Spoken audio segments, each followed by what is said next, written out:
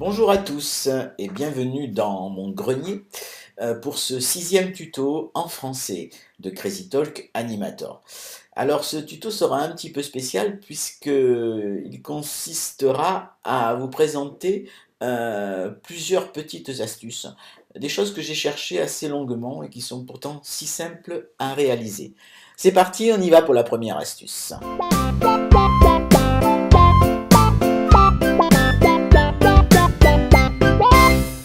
Alors, la première astuce dont je voulais vous faire part, c'est celle-ci. Regardez la fleur et regardez le vase.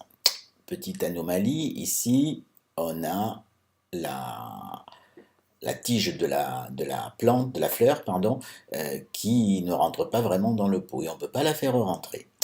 Donc, pour y arriver très simplement, et à partir de là, on va pouvoir décliner sur tous les exemples possibles et imaginables. Je clique sur mon pot et je l'envoie en Composer Mode. Et je l'envoie sur Photoshop. Alors là, bien sûr, il faut avoir Photoshop. Hein. Je suis désolé, mais à mon avis, de toute façon, ce logiciel, on ne peut pas s'en servir si on n'a pas Photoshop. Hein. C'est vraiment une utilité essentielle. Donc, j'agrandis volontairement mon pot. Et je viens ici, bien cliquer dans le vase. Voilà. Choisir ici une bonne partie du vase. Sélectionner, voilà. Et ça, je vais le copier, créer un nouveau calque, une nouvelle image,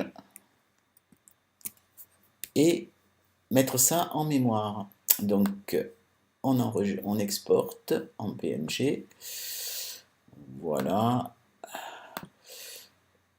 et on va l'appeler eau du vase. Voilà, enregistré. On peut revenir sur notre vase, ici, touc touc, aller dans Create, Create Media, Props, on va chercher notre haut de vase, le haut de vase qui doit être par ici, haut de vase, le voilà, on le met à la même taille que le vase, en tant qu'à faire, c'est la partie la plus difficile de la chose, hein. Sinon c'est tout bête, là je dois pas être mal, voilà, et là le tour est joué. Alors éventuellement j'aurais pu effectivement couper plus bas de façon à ce que la tige rentre mieux à l'intérieur, mais bon, quand on réduit, alors ça on va le linker avec le pot, voilà, et réduire l'ensemble à une taille correcte.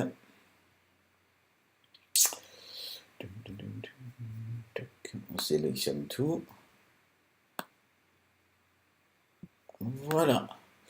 Et là, on a une tige qui rentre dans un pot. Voilà, c'était le premier exemple.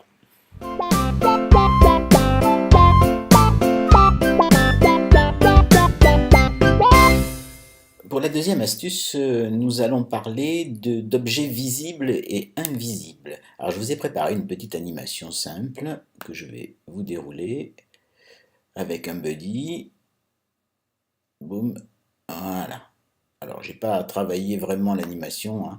C'est juste pour vous montrer quelque chose, c'est-à-dire, ici, on va faire un point d'impact. Alors, on va prendre, c'est pas obligatoirement bien adapté, mais c'est pour que vous vous rendiez bien compte. On va prendre cet effet-là. Alors, vous voyez que cet effet se présente comme ceci, c'est-à-dire il n'est pas du tout en place. Pour le mettre en place, on va être obligé de prendre le Sprite Editor, et là, on va lui définir une explosion. Voilà. Donc, quand on va le jouer, voilà, je claque. D'accord?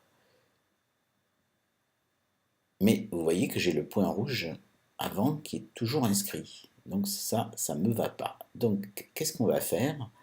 On va venir ici. On va fermer le pot de fleurs. On va fermer le personnage, on va réaliser notre explosion, et on va ouvrir l'opacity. On considère que, à ce moment-là, vous voyez, tout ça, on va l'enlever, bien évidemment, après et avant. Alors, on revient ici sur notre point d'impact, voilà, qui va être par ici. Toc, voilà. Donc, on va dire que tout ce qui est avant, c'est-à-dire avant ce point-là, d'accord? Donc, je mets une image clé sur l'opacité. Ce qui est avant ce point-là va être à 0. Voilà, et on revient sur la première image, ici, et on la met à 0 également. Voilà, et ensuite il faut faire la même chose pour une fois l'explosion placée, c'est-à-dire ici, hop, là, boum, on va le faire qu'une fois, hein, d'accord, voilà, à partir de là je ne veux plus qu'il soit visible, donc je mets un petit point sur mon opacité ici, un petit point là, et là je remets 0, ce qui fait que quand je relis mon animation, l'effet avant l'impact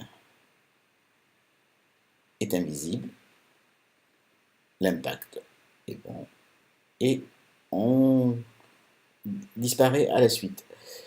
On peut aussi après s'amuser à mettre un autre style d'effet. Je ne sais pas si c'est ici que oui, c'est ici qu'on le trouve, c'est-à-dire le fameux oh là là, j'ai la tête qui tourne. Tac tac. Alors là c'est un peu pareil, hein. C'est-à-dire que voilà, on va dire que à partir d'ici, il va être visible. Donc on vient ici sur notre opacité. On vient y mettre un point. Je ne sais plus où je suis. Hop. Voilà, je dois être ici. Voilà, donc on met un point ici. On en met un ici. Là, on dit tu disparais. On revient sur la première image. Ici, il disparaît aussi. Voilà. Ensuite, on fait la même chose. Voilà, on veut que ça s'arrête ici. On vient donc placer un point d'opacité ici. Voilà. Et si on veut qu'il disparaisse doucement, on peut mettre un peu plus loin le point d'opacité. Et là, le mettre à 0. Ce qui fait que quand on joue l'animation, on va avoir ceci.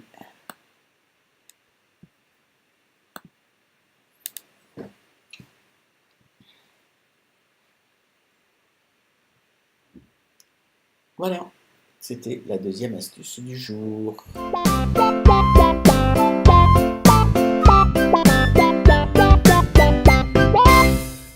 La troisième astuce que je vous propose, c'est celle-ci. Regardez, je voudrais faire apparaître un personnage ici qui monte dans le grenier. Donc pour le grenier, j'ai choisi une scène préécrite, hein, c'est juste pour l'exemple. Voilà ce que ça donne une fois fini.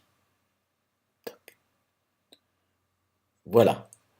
Donc aujourd'hui, avant toute manipulation, on n'a pas ce type de main, ni ouvert, enfin voilà, c'est des mains que j'ai fabriquées moi-même. Donc on va revenir en arrière et je vais vous montrer comment on réalise ce petit tour de passe-passe. Donc repartons sur un écran vide et je charge la scène du grenier. Voilà. Alors, si je viens regarder ce qui se passe dans la scène du grenier, je m'aperçois ici que j'ai une échelle que je vais vouloir enlever, donc je l'enlève, c'est pas plus mal. Voilà, et puis je peux enlever tout ce qui est ombre, ça va nous permettre d'avoir un personnage beaucoup plus clair. Ensuite, on va aller chercher les mains que nous avons fabriquées. Alors ça, je vous laisse le soin de les fabriquer vous-même, c'est pas très compliqué, sur internet vous trouvez à peu près toutes les mains que vous avez besoin, et après vous les retravaillez éventuellement. Donc pour cela, je vais créer des props. Donc j'ai 4 props à créer qui sont les mains ici. Voilà. Donc, j'ai besoin de mes mains qui tiennent quelque chose, les 4 doigts qui tiennent. Donc, droite. Voilà. Je reviens ici. Je crée la gauche. Voilà. Ensuite, je fais up. La main ouverte. Intérieure ouverte. Voilà. Et je viens chercher la main intérieure droite. Voilà. Donc ici, j'ai mes 4 props que je vais déplacer. Oula, pardon. Oui, petite chose importante à faire, je vous conseille de bloquer la scène. Comme ça, vous ne faites pas de bêtises. Voilà, donc touc, touc, touc et touc. Maintenant, on va positionner tout ça. Donc pour celle-là, on va déjà l'orienter comme il faut. Et on va venir la mettre à l'endroit que nous souhaitons. Alors moi, je vous conseille d'agrandir pour voir ce que vous faites. C'est bien plus facile. Ok. Voilà. Là, on peut même faire un peu plus petit. Voilà. Vous avez compris le système. Hop.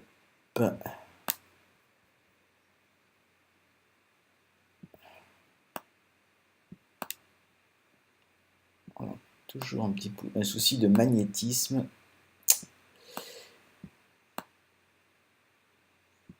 Alors, on va pouvoir le positionner avec les touches flèches plutôt qu'avec la souris, c'est plus simple.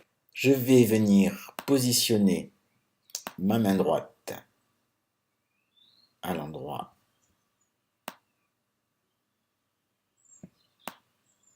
qui convient. Je la fais passer derrière. Voilà, et je la déplace. Voilà. Même chose pour la main gauche. On la fait passer derrière. On la réduit un peu parce qu'elle est trop grosse. Voilà. Voilà. Donc, la main va apparaître ici. Je rabaisse un peu celle-là. La main va apparaître et les doigts vont se rabattre. Donc, qui donne une impression de j'ai saisi le rebord de la trappe. Donc maintenant, on va faire un peu de ménage dans tout ça. On ouvre pour ça la timeline et on regarde ce qui se passe. Donc, ici, mes mains sont bien positionnées. Et là, donc, je vais aller enlever ici la première image clé, de façon à ce que ça se passe correctement. Et la première image clé ici. Voilà, là on considère que les mains sont absolument bien posées. Donc, au départ de l'animation, on n'a pas besoin des doigts ici. Hein. Donc, qu'est-ce qu'on va faire?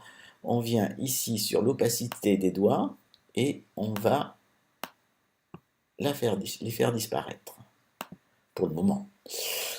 Voilà. Les doigts ont disparu. Maintenant, je vais positionner mes mains ici, en dessous. Donc, je fais un peu avancer la scène, voilà, de façon à ce qu'on voit le décor. On commence à voir le décor. Alors, oui, par contre, j'ai des points après que je vais enlever aussi. Cut. Cut. Voilà. Donc, tracé très bien, ça bouge plus. Donc ici, ça va être mon point de départ. Et je vais dire ici mon point d'arrivée. Donc je remets une image clé. Voilà. Et sur la première image clé, je descends ma main. Hop là. Même travail pour la seconde. Ici. Oh, pardon. Ça, c'est de ma faute. J'ai fait une mauvaise manipulation. Voilà. Et là, je la descends.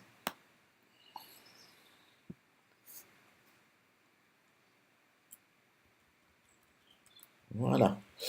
Donc, premier départ de l'animation, les mains apparaissent. Ok. Donc,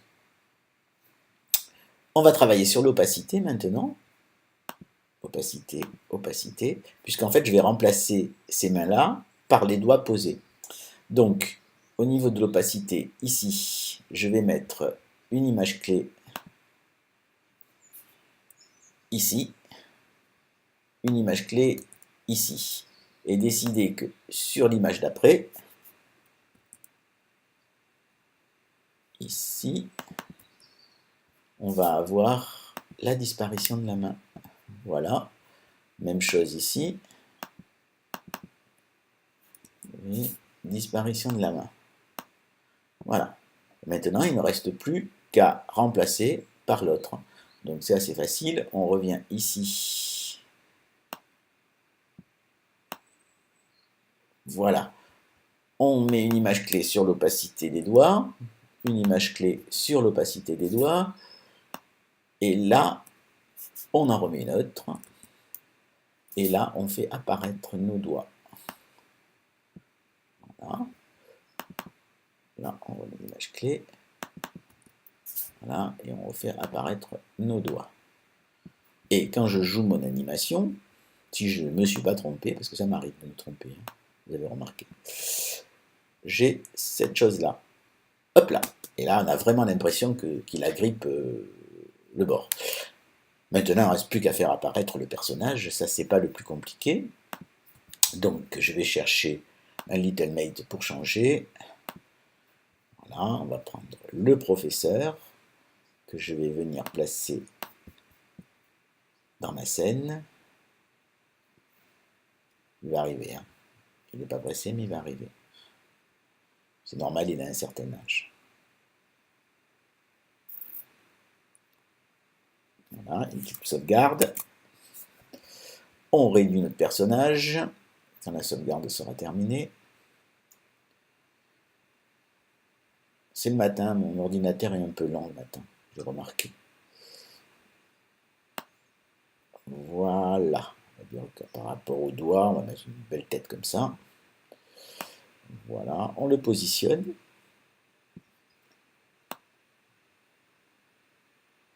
Voilà, parfait. Et on l'emmène là où on veut, c'est-à-dire ici. Voilà. On ouvre notre timeline. On va fermer les mains, on n'en a plus besoin. Et là, ok, on a notre scientifique. Donc on enlève la première image clé, vous avez compris comment ça se passe. Donc ici, on a les... Alors, on vérifie, donc là, les mains apparaissent, saisissent, et à partir d'ici, petite image clé, on va le faire apparaître ici.